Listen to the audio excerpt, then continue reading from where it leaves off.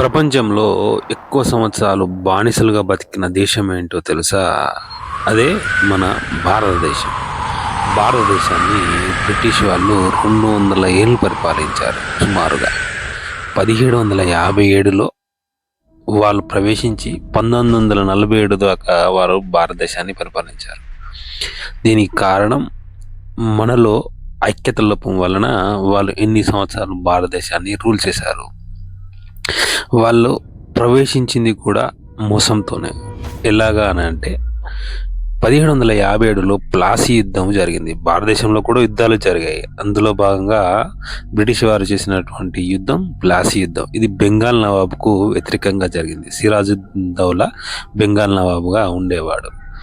British Robert Clive ఆధ్వర్యంలో ఈ నవాబుపై యుద్ధం చేసింది.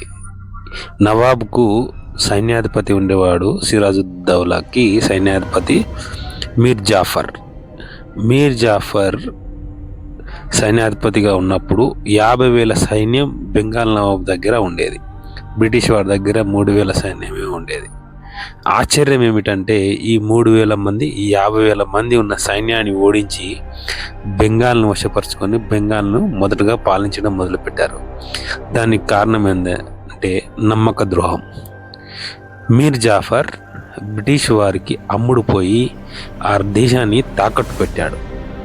తాకట్టు పెట్టడం వలన బ్రిటిష్ వారు మొదట 3,000 మంది సైన్యం ఉన్న వాళ్ళు బెంగాల్ను గెలిచారు.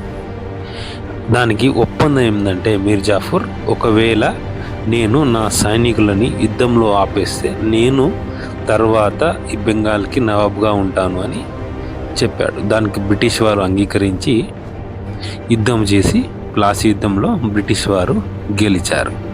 గెలిచిన తర్వాత మీర్ జాఫర్ రాజయ్యాడు. అయినా కూడా రూలింగ్ చేసింది మాత్రం బ్రిటిష్ వారు.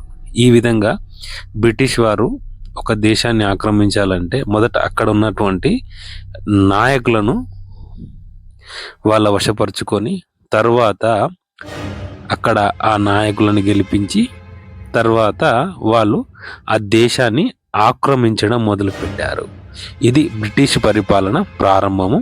తర్వాత వాళ్ళు 200 ఏళ్ళు భారతదేశాన్ని పరిపాలించారు.